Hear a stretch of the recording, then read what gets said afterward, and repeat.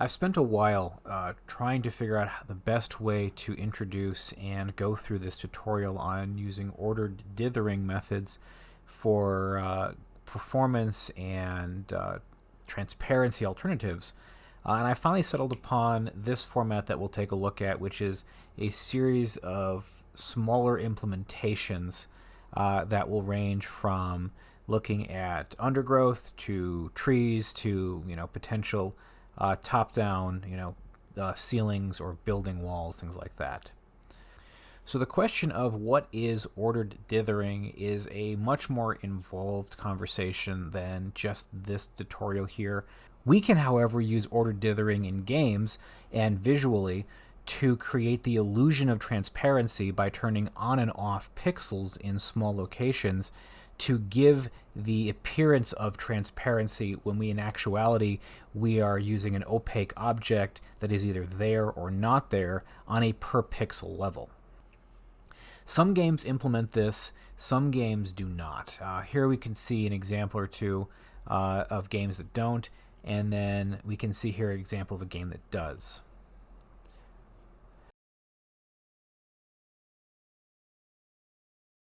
Note that this right here is the hatching pattern that if you see this in a game, it becomes very, very obvious when you're looking for it that they are actually using dithering for opacity masking rather than just using transparency. So to begin, we're going to look at an environment set that I've downloaded here to this standard twin stick kind of template. And we're going to look at and talk about opacity and translucency and how it can potentially affect your game's performance. So I'm going to go ahead and jump to the map here.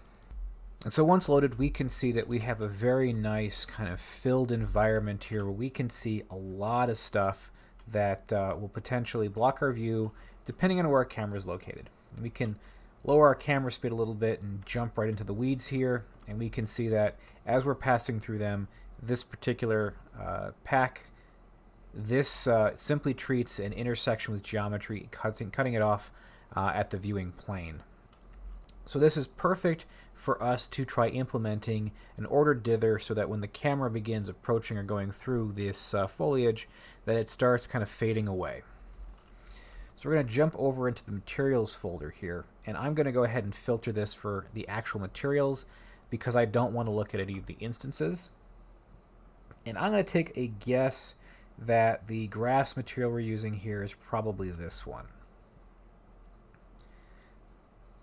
And so right now it already is a masked material. It's using basically planes, and it's using its own kind of information for its opacity. So we're going to go ahead and add in some stuff here. I go ahead and multiply this.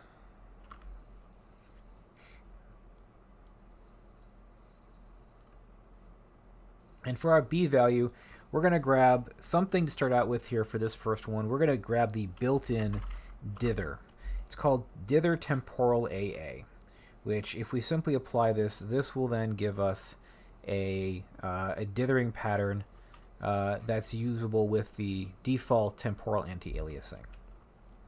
And for the amount, we're going to control that based on distance to camera. So we're going to go ahead and get our world position,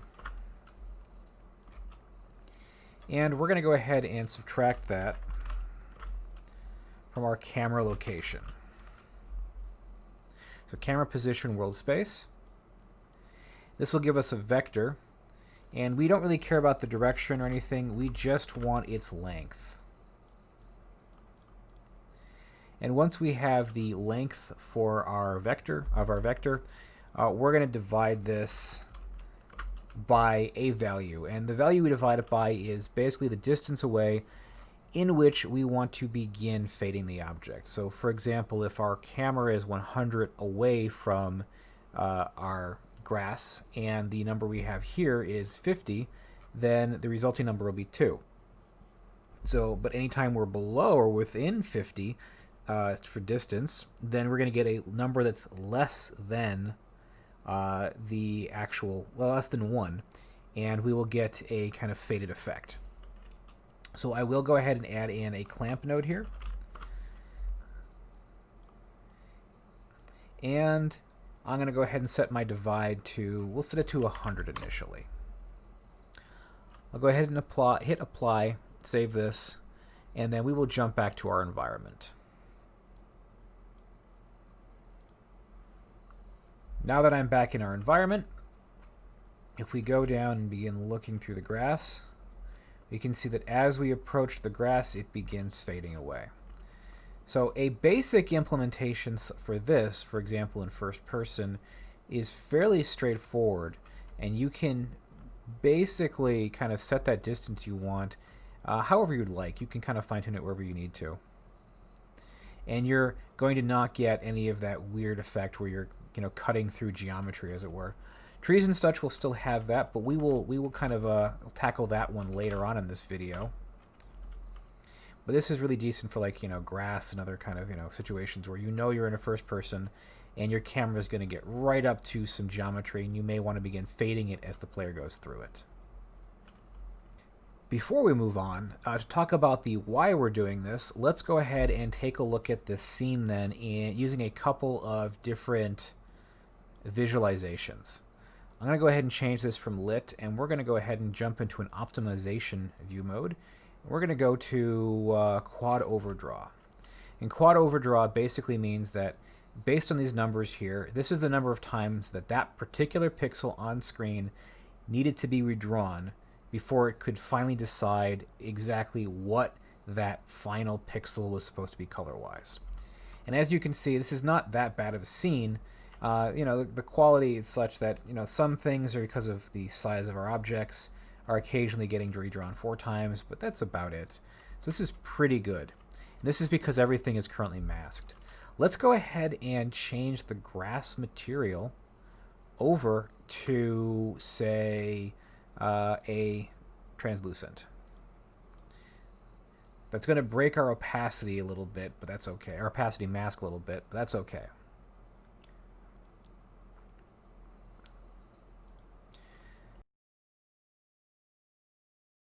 Now that the shaders are compiled, you can immediately see that by changing that from a masked material to a translucent, our scene has become much, much worse in terms of quad overdraw. You can see that there are large portions of it, white screened area, where it's getting drawn 10 or more times. And if you're in a first-person game and where potentially cover is an important thing, and you getting down into the weeds, for example, you can see that immediately this is going to be a very, very graphically heavy situation where you're going to have a majority of your screen potentially needing to be drawn 10 or more times. This is going to make it really, really hard to hit that 30 or or 60 or 90 FPS marker, because you basically have to hit a much higher number just so that you can show this scene in 60 FPS. Let's not move the screen at all, and then change that right back to a masked material.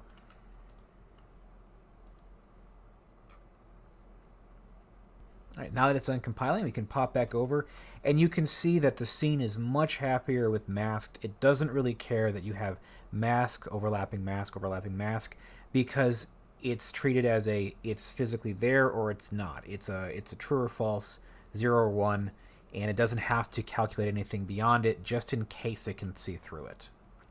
And so to take this mechanic or concept further, and implement it in a way in which we can apply it to the tops of buildings or walls or any object that might come between the player and their camera, we need to add ourselves in a few more things that we can work with so that we can kind of form a better blueprint communication method. So I'm going to add a couple things in here initially. I'm going to add in a blueprint interface. This is going to be used to create the communication between our pawn and whatever it is we're going to potentially ask to fade. We'll call it fadeable interface. We need a material to work with, so this is going to be fadeable material. And we need a test object that we can work with that we can ask to have fade out. So I'll just add in a new actor here. We'll call this fadeable object. And then we'll get started creating each one of these. The first one we're going to start with is the fadeable interface so that we have that set up for when we need it. I'm just going to call this fade interaction. And we're going to add a single input here. We're going to leave it as a Boolean. And the parameter is going to simply say, is overlapping. And it will basically send information for the object. Is it beginning to overlap or is it no longer overlapping? So we can reverse the fade when we're done. We'll go ahead and save that and close that. And we are done now in our fadeable interface. We'll jump into fadeable material now, and we'll set up the initial material that we'll end up using.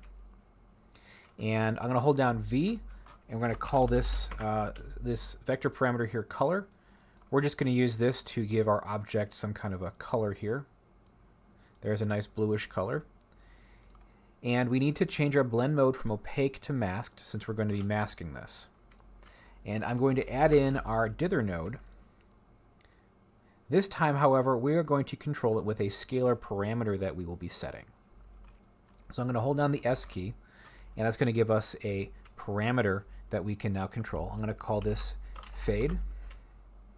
Go ahead and plug that into the alpha threshold. And you'll see the object immediately disappear. This is because our default value is 0, 0 being completely dithered away, 1 being completely opaque. So I will default that to a value of 1 for our material here. I'll go ahead and hit apply and save. And for the time being, this is done. We're going to come back to this later. We're going to end up making our own version of a dither. But for now, to get everything set up, that's completely fine. Finally, the last part we need to set up before we begin messing with the actual player's pawn will be the fadeable object. So what I'm going to do here is I'm going to add in a cube for our component, and I'm going to squish this down and just kind of stretch this out so that we have more of a ceiling type tile. I'm going to jump over to the construction script now. I'm going to grab a reference to our cube, and I'm going to create a dynamic material instance for it. And this dynamic material instance is going to be our fadeable material. We want to make sure that we save this, we promote it to a variable so that we can access it later. And I'm going to name this material ref. And then we are done in the construction script, and we can pop over to the event graph. Now, for the event graph, we are going to need to get access to our blueprint interface that we just created. So we're going to go over to class settings, and we're going to add in our fadeable interface. I'll go ahead and compile real quick, and then I will add in the overlap, or the fadeable control that we just created. So event fade interaction. And we're going to control this with the branch. The idea being, if we call this and it's true, that means we want to fade the object somewhat out. If we call this and it's false, we want to reverse our fade and bring it back into more of an opaque look. And all of that will be run using a timeline. And that timeline will have the true statement connected to the play, and the false statement connected to reverse. This way, if we begin fading it and for some reason the player leaves, the overlap section before it's completely faded out, it will simply reverse from where it is and return to the beginning. Let's go ahead and set up our curve here. Our curve will be linear. We're not going to do anything fancy there. I'm going to call this new track here fade control. We're going to add ourselves in 2 keyframes.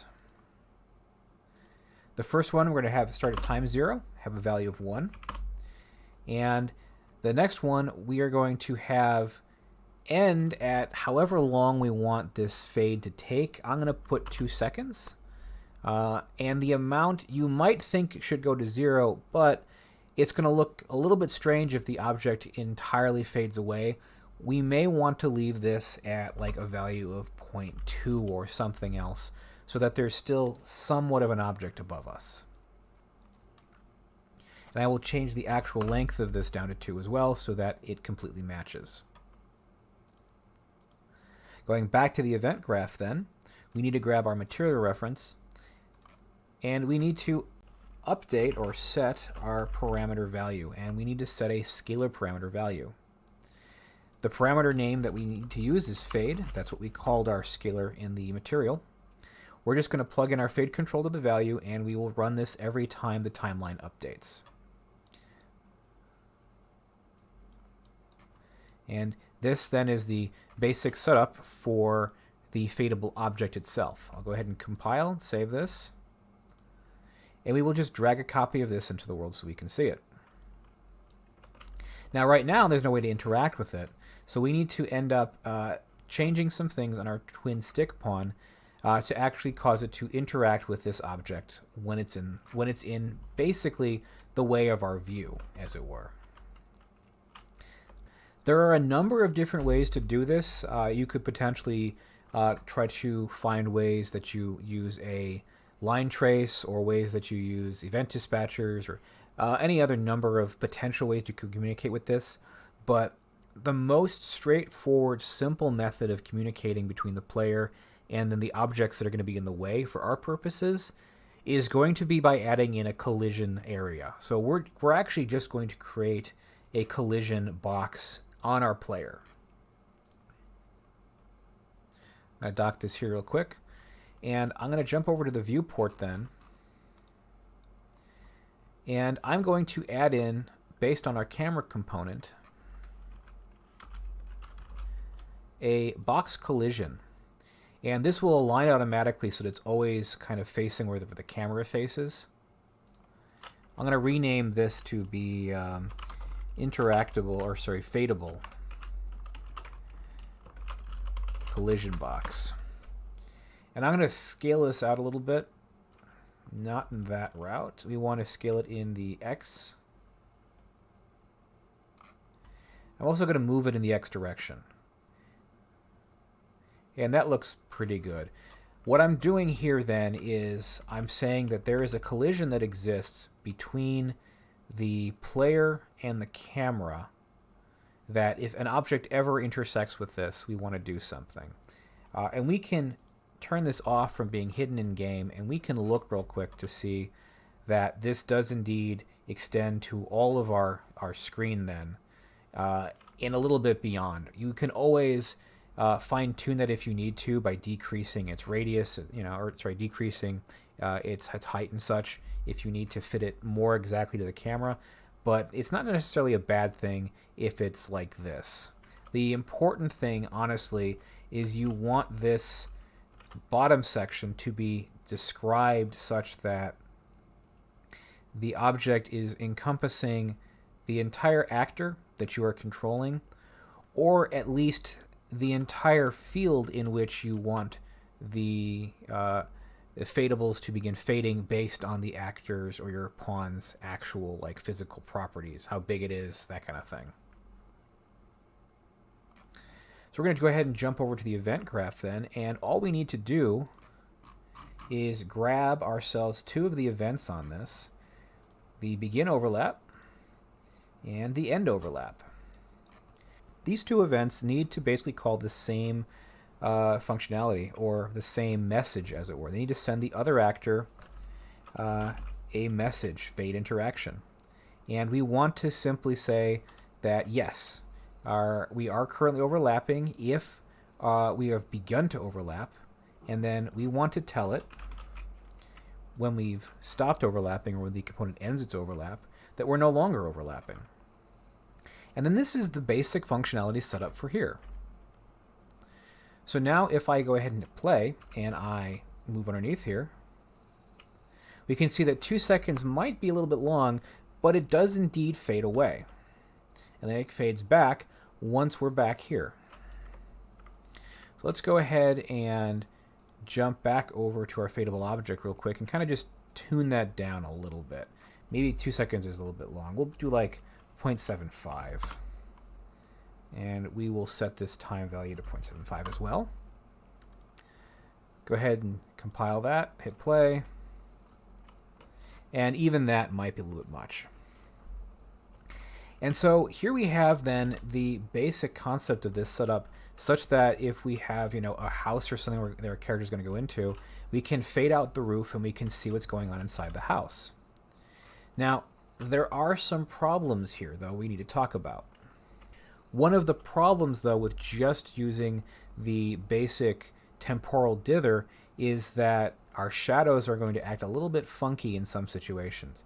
Specifically, you can see here.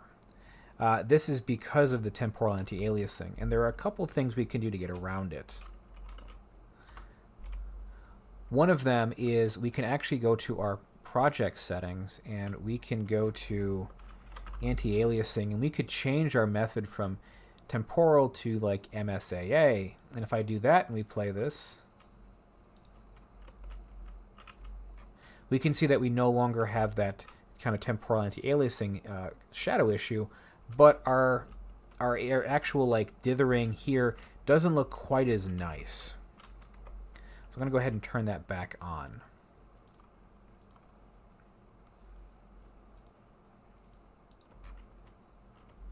You can see that looks pretty nice. We still have this weird issue though with the temporal anti-aliasing causing our character to kind of have this weird trail effect behind them. So let's take a look at what happens when we create our own manual order dither mechanic in our materials. So the first thing I need something that I can use for my order dither matrix. So what I'm going to do here is I'm actually going to import a new file. The file I've imported here then is a literally 4x4 pixel texture that I have just created in Photoshop, or I created this in Photoshop a while ago to use for this. And if we look at it, it looks really, really terrible. And this is because when I first bring this in, Unreal is going to try to do a bunch of stuff to smooth out everything. So first off, I don't want it to be filtered. I want this to actually be a, let's see, where are you? I need it to be 8-bit data because it's only carrying data for its black and white textures. And so now you can immediately see that this looks much better. And what I have here is literally 4 pixels by 4 pixels values ranging from almost 0, this is basically 0, to a value of 1. And the idea being this is taking the place of our ordered dither matrix. To show you this, I just took a quick snippet. Here is the 4x4 matrix that I used to create it off of. And you can see that in the upper left then we have a value of 0. In the bottom left we have our brightest white. And every other one is the kind of the equivalent. Basically dividing this by 16, like dividing a full value or full black and white value. Each of these follows basically, instead of being 0, 1, 2, 3, this is now 0. This value would be 1/16. This would be 2/16. And whatever that resulted in terms of basically a darkness value, I have then set to this. So utilizing this, we can then go back into our material and we can actually create our own method of doing this dither, and we will control it with this same kind of fade value. So I'm going to go ahead and disconnect this. Don't need that anymore. And we need to grab ourselves our texture.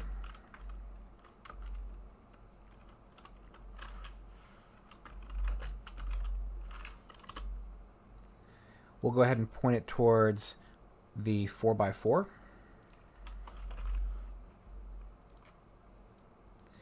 And if I apply this to color so we can first see what we're doing, you can see that this scales it up basically to cover the entire object, which is not something we really want. We actually need we actually need to scale this down a little bit.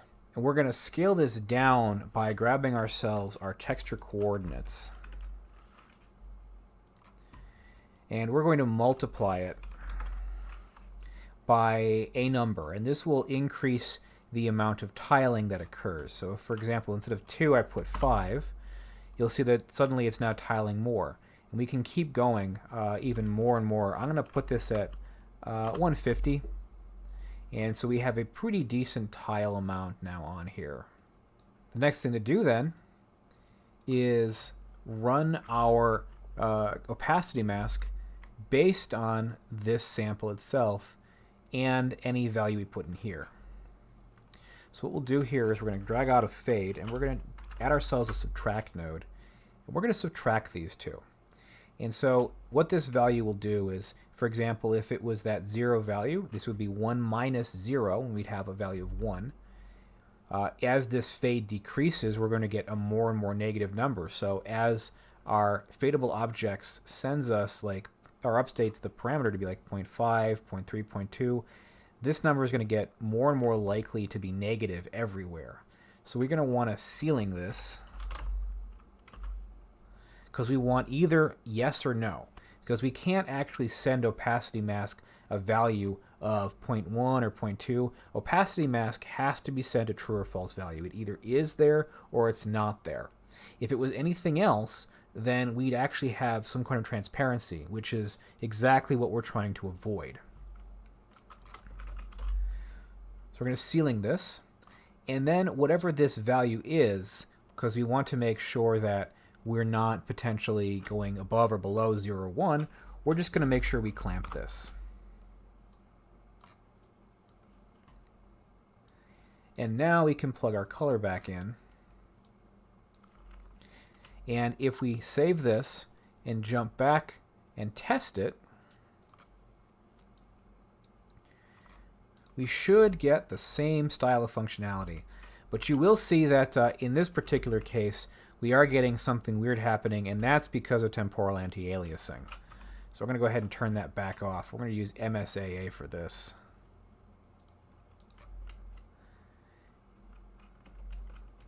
And there's another thing then that we are actually seeing here, and this is an issue with scaling. We've potentially scaled our texture sample down too much. Let's go ahead and change that to like 50.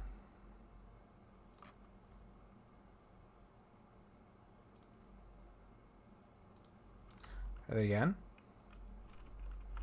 And you can see even that might be a little bit too far, depending on how far the object is. And that's going to be basically it's going to depend on how far away the object is, and how, like, where your scaling is for the object. And this is basically a graphics distortion. If I pop myself out of here to get the mouse back, what it means is that if we have a pixel, for example, right here, like where one of these little blue dots are right now, what will end up happening is, depending on where the camera is, it has to determine, is it seeing that, or is it seeing the spot next to it on this object and in its UVs. And so as you get finer and finer detail for your actual, like, texture, for example, you will end up with situations where you will get distortions and weird visual effects, because you're having too high resolution of a actual texture. And so we can probably increase this to like 100.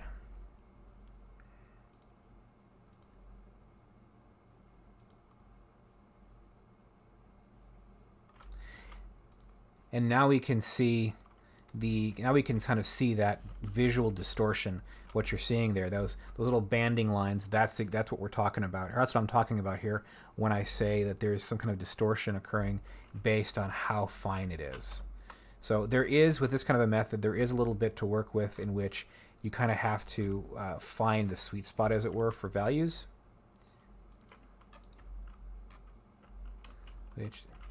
Which that can take a little bit of time to do.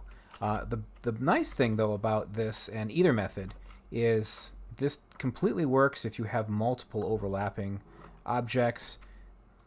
It's going to work the exact same. It's going to communicate with all of them and then kind of give you the combined, temporal anti-aliasing. So while you may not find yourself wanting to use your own manual kind of opacity mask for an object, knowing how it works and knowing how to do it is extremely useful and helpful should you want to push this kind of mechanic further. Because as we saw, if we turn back on temporal anti-aliasing and just plug back in the dither that they already have built in, you get a fairly decent dither already by using that method. The issue is just going to come down to, you potentially have some of those weird graphical effects there, and you're going to have potentially some weird shadow issues. So there's always a trade-off. So while this method may work well when we have a blueprint that we can place in the world and then send information and control a texture dynamically, it does not work as well for interacting with objects that we've placed and instanced using the Foliage system. For this, we're going to need to end up moving a majority of our functionality into the material itself, and we're going to have to rely on a little bit more math to do this. I've added back in the environment set to the project from our initial exploration of dithering and foliage, but this time we're going to focus on the trees themselves. So I'll go ahead and go here to the environment itself. We're going to load up the map.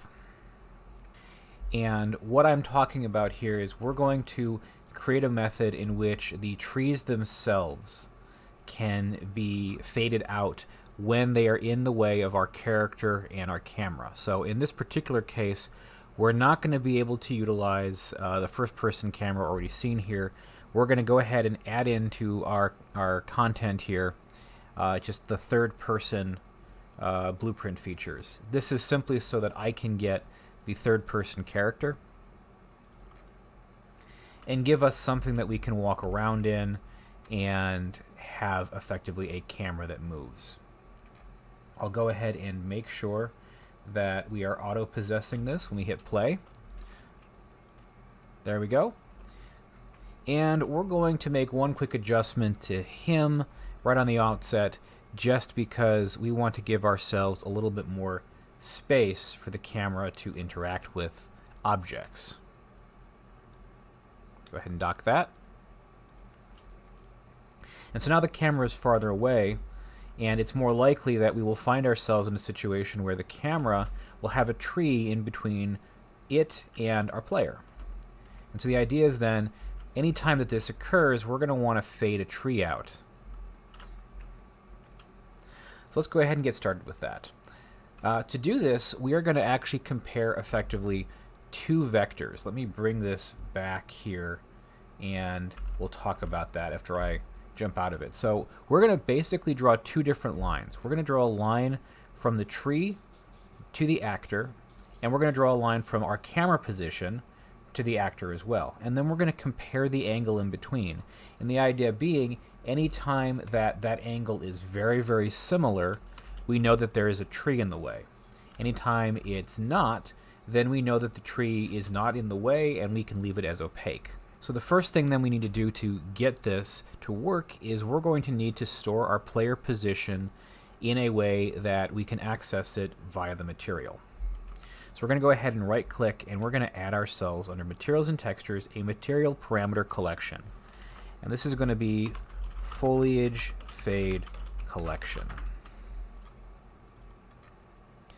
I'm going to go ahead and add in a new vector parameter.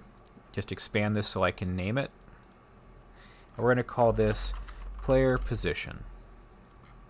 Save that, and then we're done in the parameter collection. I'm going to come over here to the character, the third-person character, in the event graph. We're going to add ourselves in an event tick because we want this to update with every visible frame. And every tick, we are going to end up setting a vector parameter value. Let's see, on material collection, this one. Set vector parameter value. And we're going to select our foliage fade collection. Once we've set that, we can now click this down arrow and we will select our player position. I'll go ahead and I will expand this, this pin here so that we can plug into it our actor location.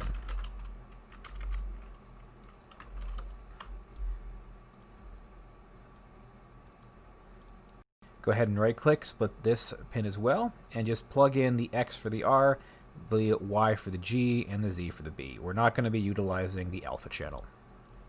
Once we've compiled this, we are now done on our third-person character. So he is every frame now, he will be saving his world position to this parameter collection that we can then access from a material.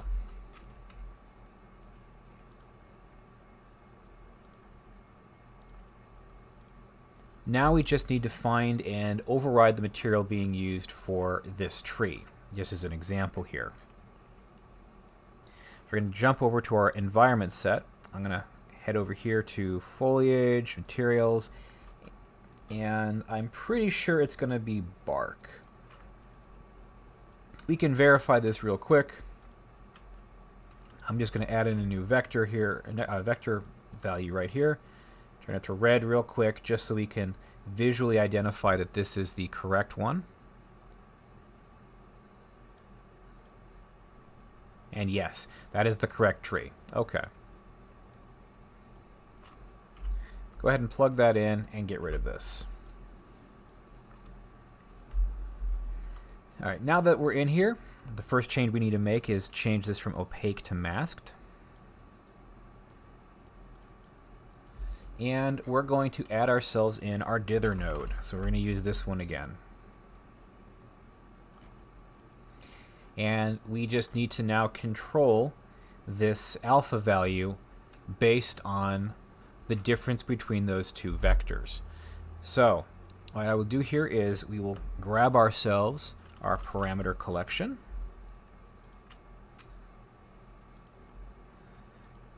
And I will select player position.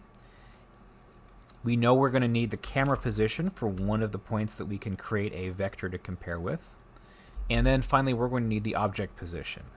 But because this object is located in the foliage, we are going to have to add in a, oops, not the world position, we want the object position.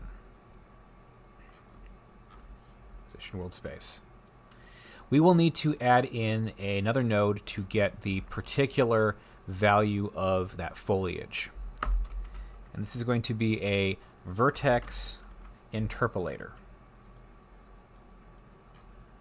Now, while I'm not 100% exactly what the vertex interpolator does on its own, I do know that for our particular case, this works to get the foliage instance of, for example, a tree. We can get its location as compared to the object itself, the foliage system itself, the system's location in world space. So the next thing we need to do is, because we don't want to worry about the angle of the camera, because if I angle this camera up and down, we're changing our location, we more specifically care about the two-dimensional sort of looking down how these vectors would be positioned to each other.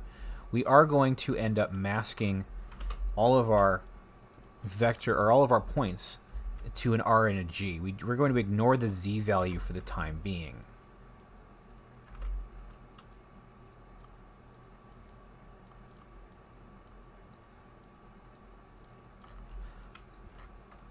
Now we're just going to subtract them from each other. So our player position is our central point that we're going to be aiming two vectors towards.